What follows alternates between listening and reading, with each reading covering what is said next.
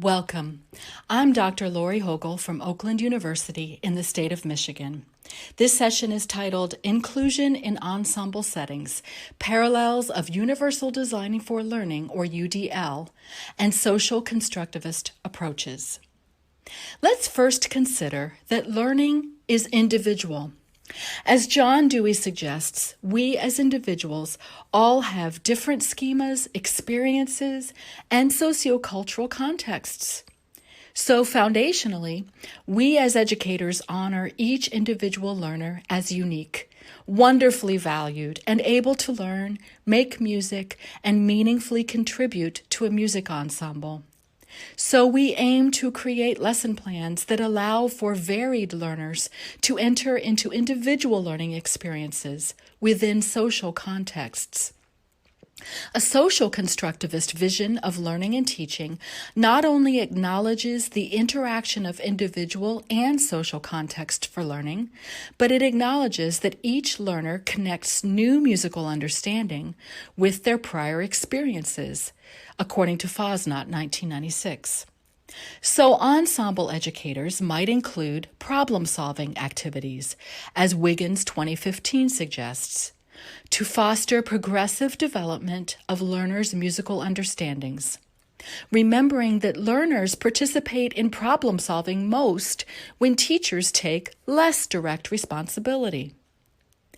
As ensemble learners work together, figure out musical concepts and skills, scaffolding takes place within a learner's zone of proximal development, or ZPD, which Vygotsky, 1978, defined as, quote, the distance between the actual developmental level as determined by independent problem solving and the level of potential development as determined through problem solving under adult guidance or in collaboration with more capable peers, end quote.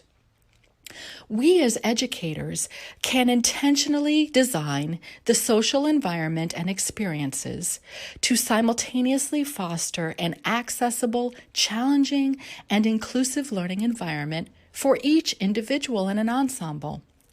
How? We can best do this through lesson plans that include differentiated instruction with many peer scaffolding moments, intentionally using CAST's Universal Design for Learning, or UDL, framework to reduce barriers to any music student's learning. For an ensemble, our aim is to design the environment to support every ensemble learner to become a motivated, goal-driven, agentive musician.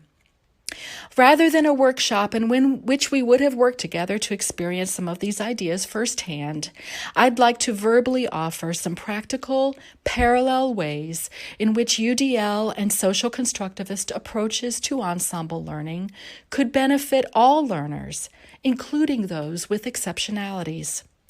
Some of the ideas I share here are in press with 2 articles coming in a leading music education research journal. You can also find my 2018 article and dissertation, a study of a choral ensemble with a wide variety of learners, including one with autism spectrum disorder. This ensemble implemented all of these ideas, peer scaffolding flourished, and a true community of learners developed. So first, a parallel keyword in both UDL and social constructivist visions is the word multiple. By planning for varied and multiple means for learners to engage in a rehearsal activity, represent their learning, or express or communicate musically, we also optimize their agentive ability to self-regulate and foster motivation for successful learning.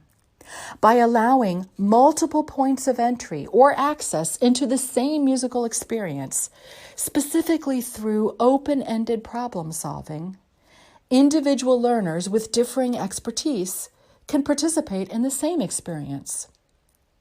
Another parallel keyword is the word options. The UDL framework suggests that we offer various tiers of relevant, authentic activities in which each learner can draw on personal coping skills and develop learning strategies for the rehearsal. An ensemble educator operating from a social constructivist vision will intentionally offer learners first the opportunity to create and choose goals, and second, options for strategies they'd like to use to accomplish their goals, supported by scaffolding either from teacher or peers. An empowering collaborative learning community develops in which any learner can choose appropriate goals and have options about how to seek scaffolding as needed. Often, this kind of rehearsal looks like a combination of whole group, small group, and individual work in which peers can scaffold one another as they desire. Scaffolding pervades the entire rehearsal environment. Here are some scaffolding ideas.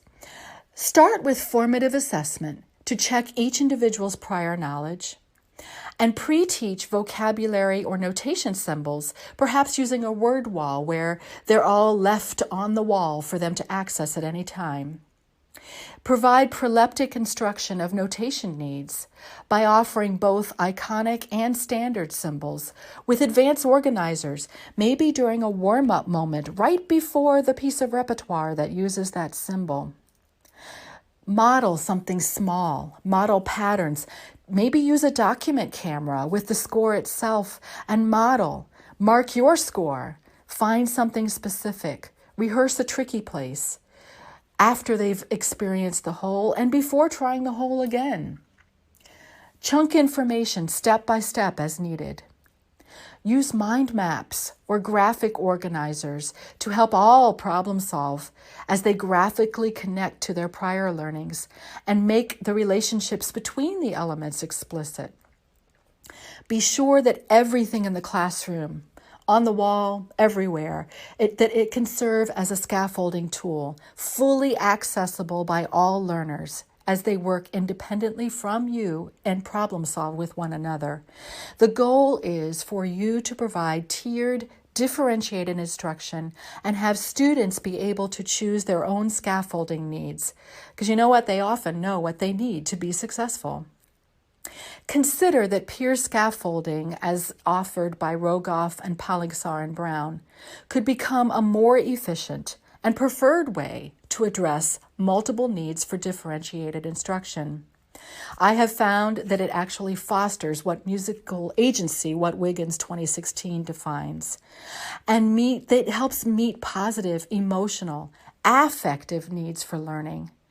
I found that it removes music performance anxiety because it normalizes mistakes. It's just learning. So to foster peer scaffolding, we can use flexible groupings and arrange the room so this is always possible in a rehearsal. Now, could we place chairs in a large socially distanced circle around the perimeter? This also allows for us to scaffold and walk around and use proximity as needed. Then the kids could move their chairs into multiple small circles, such as singing circles facing one another. I'd also suggest that executive functioning is hard for many, and music education in this way is so helpful when we can overtly offer scaffolded problem-solving experiences to help. Because this is what musicians must learn to do. Musicians need to learn how to goal set, create strategies, how to self-evaluate and reflect, and then create new strategies toward new goals.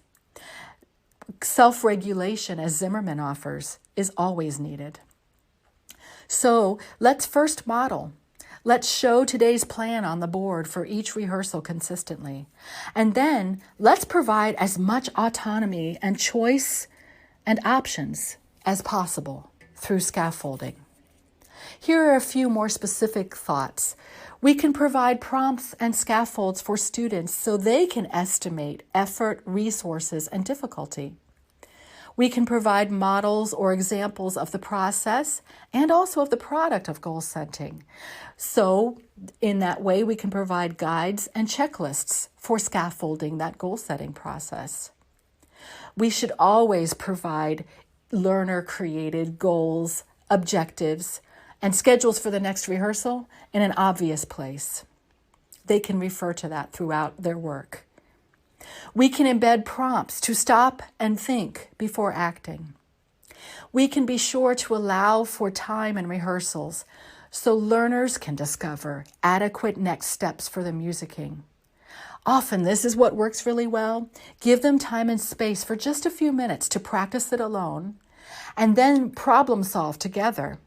You may have heard of think, pair, share. Well, I like to call it sing, pair, share, or play, pair, share. So let's say for measures 14 through 17, work on it alone, pair up, problem solve a little bit together, and then let's share it, and then let's do it as a whole group. For that to work well, we need to embed peer scaffolders that can model and help guide the think-alouds of the process. For that reason, it works really well to offer heterogeneous small groups that vary musical agency levels or a belief that I can do this, and executive functioning skill, musical skill, prior knowledge. All of that is based on our formative assessment. And when students with various exceptionalities are included in these small groups, watch what happens. We can embed prompts to show and explain your work, provide evidence for self-evaluation in class. We can provide checklists and project planning templates for understanding the problem so the students can set up their prioritization and their sequences and their schedules of each step. We can provide guides for breaking those long-term goals into reachable short-term objectives. Offer them a graphic organizer for practicing. I like to call it spot removal or target practice. Give them checklists to use. We can certainly ask questions as we walk around and guide their self-monitoring and reflection. This could be used as an assessment, a summative assessment tool, as they show representations of their progress, either through individual practice recordings or through portfolios. We can prompt learners to identify the type of feedback or advice that they're seeking when they're seeking feedback. We can provide templates that guide self-reflection on quality and completeness of their musical work. We can also provide differentiated models of self-assessment strategies. Sometimes it could be video reviews. Perhaps it could be peer feedback. Maybe it could be some kind of role-playing or just a listening integrated into what they are about to accomplish. Try using all of these assessment ideas. Try having the students help create scoring rubrics, multiple examples of annotated student work or performance examples. All of that becomes embedded assessment, and it becomes learning. You can even have them join in creating rubrics at every stage. It fosters their agency and their autonomy. I think particularly now with the impact of the COVID-19 virus, offering ensemble learners music composition or improvisation activities, maybe using their technology of choice in online learning, could be one of the most impactful ways to implement both UDL and parallel ideas from social constructivism. Because when the outcomes or the products, the musical sound, along with the means of representation, action, and expression are truly flexible, filled with choice and options, each learner has an optimal opportunity to engage in meaningfully creative music making. Wouldn't it be powerful if learners worked together as small ensembles to create something entirely flexible, either in a digital or a personal space? Could that completely flexible musical outcome become an inclusive space for any learner with exceptionalities? For example, nonverbal students could engage as desired with sound or movement. Students could choose to use iconic or symbolic notation rather than Western standard notation. Students could choose to record their ostinato instead of doing it live with everyone else. Some students could create 2 lines or create a harmony that would fit their first one. Other learners could rewrite a musical line so it better fits their changing voice or their best notes on their instrument right now. And then others might choose to create an entirely new arrangement of existing repertoire, inviting others to enter in differentiated ways. It's very creative and it's a thought. So lastly, a third parallel keyword is choices. Consider the roles of individual choice and autonomy as an inclusive way to prize diversity and uniqueness, viewing all learners as musically capable, intentionally providing activities in which each learner can choose to participate according to their strengths. At what points in rehearsal can we offer choices to ensemble learners? Our role as educators is to continually provide formative assessment, noticing needs for scaffolding in order to support individual learners in achieving their goals. We guide them in mastery experiences of their choice and are careful to create these options of activities so that no student is inherently comparing oneself to another. Each is taking an individual journey from places of strength and choice, but from within an ensemble community of scaffolding, and times when we plan so that learners can figure something out together, choosing strategies and normalizing mistakes as part of the learning process. One more thing to share. Because ensembles often work from standard musical notation, we must consider Udl ideas as we present notation when we represent sounds. If we standardize some of these ideas, all ensemble learners can be helped as they autonomously work together in problem-solving activities. So when working specifically from Western musical notation, let's also think about offering different modalities simultaneously. For example, you might use Kerwin hand signs along with solfege syllables for kinesthetic, oral, and visual modalities simultaneously. You can use adjustable, flexible, customizable formats, change colors, highlight vocal lines, or completely eliminate unneeded printing on a page of notation, which is very common in an octavo. Change the size of text, provide contrasts, visually and also in volume. Add your speech to visual. Add your visual to speech. Use videos. Change fonts. Provide electronic translation tools or visual non-linguistic supports for those who speak a different language or have hearing or cognitive challenges. Give them opportunity to use movement. Provide charts and diagrams along with verbal or written text of procedures and verbal directions, just as a standard operating procedure. Offer manipulatives. Enlarge scores. Change the tempo so they can independently practice. Help them use apps to do so. Offer iconic representations rather than symbolic. Or you could enable learners to only enact their chosen musical sound or skill. So, as you consider designing multiple means, options, and choices within deeply scaffolded experiences throughout every rehearsal, I hope you have gained some ideas toward creating a successfully inclusive music learning environment for all in an ensemble. Best wishes for an innovative, safe, healthy, and inclusive school year. Take care.